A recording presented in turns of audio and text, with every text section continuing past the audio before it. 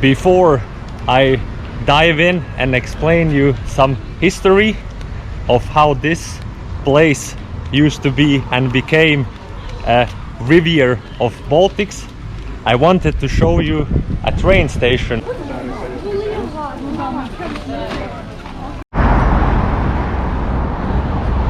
Every little village along the Riga-Jurmala railroads has its own unique train station.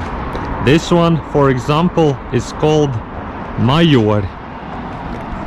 Some of them were built as wooden houses, but this particular one is quite clearly a Soviet-built station. Let's go and have a closer look. Small cafe.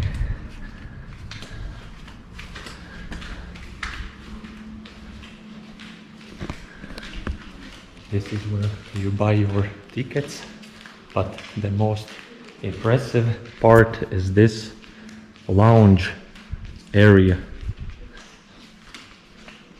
and these huge windows to observe the train tracks while you wait for your train to arrive back to Riga.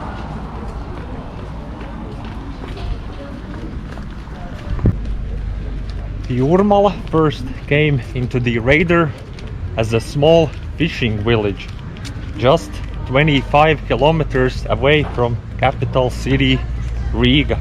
But at that time it was, let's say, not very popular for one simple reason. It was just too far, because at that time people were using horse carriages and it was just difficult and too consuming to arrive at the seaside.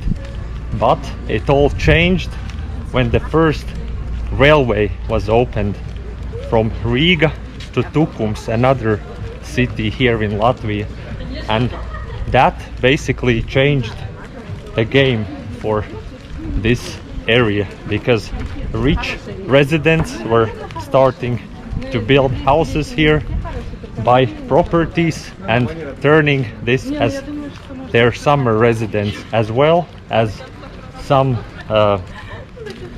I guess business people recognized the potential for health facilities as they started to build hospitals, spas and other healing facilities. That became really popular.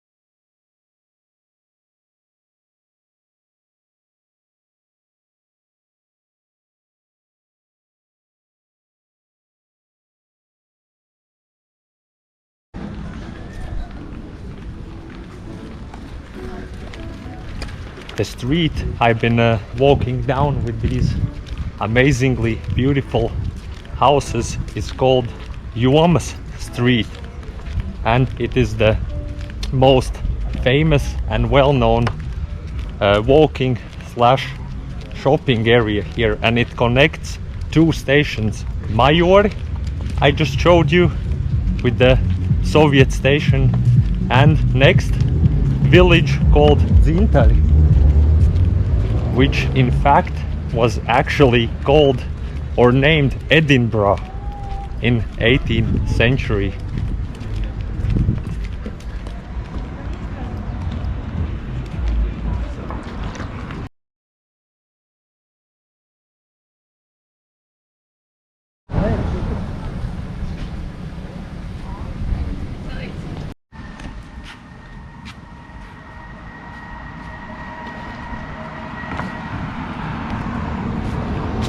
Thanks to its wooden villas, wooden architecture, incredibly fresh air and beach that is only few meters away, locals, I would say, started to get a little bit arrogant and started to advertise this place as Riviera of Baltics.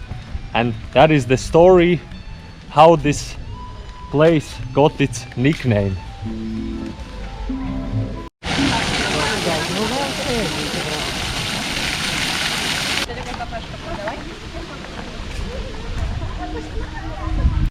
Jurmala reached its peak after the Second World War, when after Latvia was occupied by Soviet Union, this became the main and I would say the most popular resort for people from all over the Soviet Union.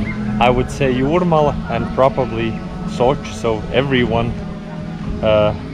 up to, let's say, end of 80s was dying to come and enjoy what Jurmala was offering at that time.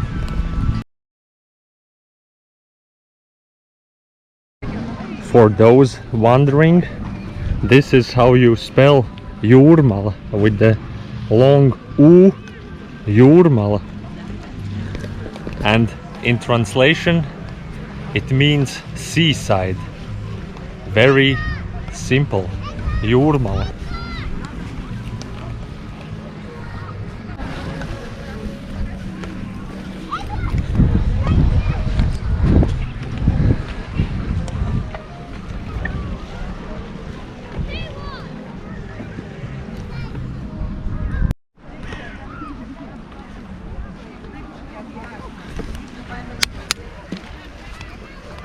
I'm not sure if camera is really catching of how many people there are, but let me tell you, for a midday Thursday, it's a very decent amount, and that just lets me come to conclusion of how many unemployed people are here, including myself.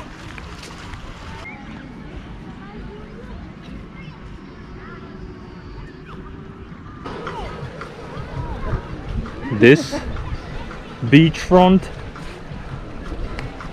stretches actually for several hundreds of kilometers all along the Latvian coastline, and it is only this popular in, I would say, stretch of 30 kilometers, and for the rest of the Latvian coastline you can sometimes be completely alone, so whole beach just for yourself. So if you're into that kind of beach vacation, this is for you.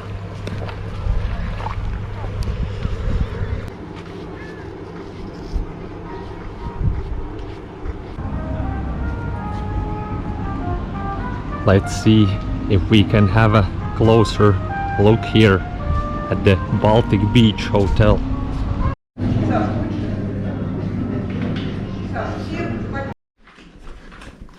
I managed to walk in the Baltic Beach Hotel. I'm not sure if I will be able to go outside and show you the most amazing view there is from the almost the last floor of Baltic Beach Hotel.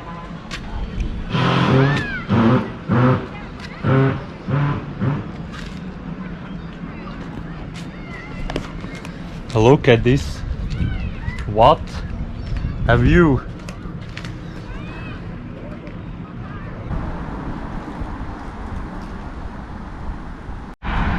Let me show you in the map. I got off from the train in this small town called Majori, and everything I showed you was just this small stretch, but look how much there is to see in Jurmala. Here are the main attractions. I am heading back to a train station, and it takes me onto the prospect of Edinburgh, or Edinburgh. If you're expert on this, let me know in the comments what's the right way to pronounce this Scottish city.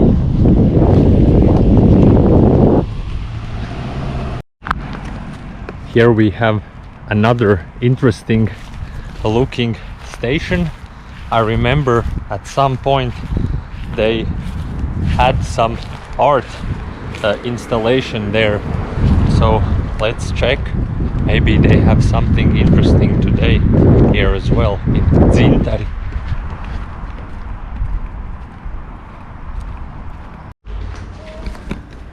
It is looking very closed from my perspective. Oh, it is open.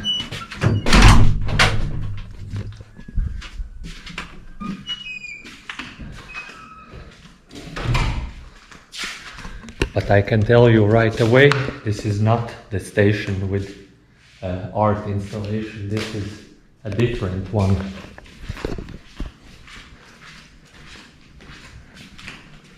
And the ticket office is closed already 1 year, so I guess I'm left with only option buying ticket in a train. While I'm waiting for my train to arrive, let me conclude of Jurmala, of today's Jurmala. And basically not much has changed. The sea is still there, the beautiful villas are still there, and people are still here to enjoy during the hot summer day like this one. Of course, the peak years that was here in 70s and 80s are gone, but nevertheless, if you are visiting Riga, you should never left out Jurmala, the Riviera of Baltics.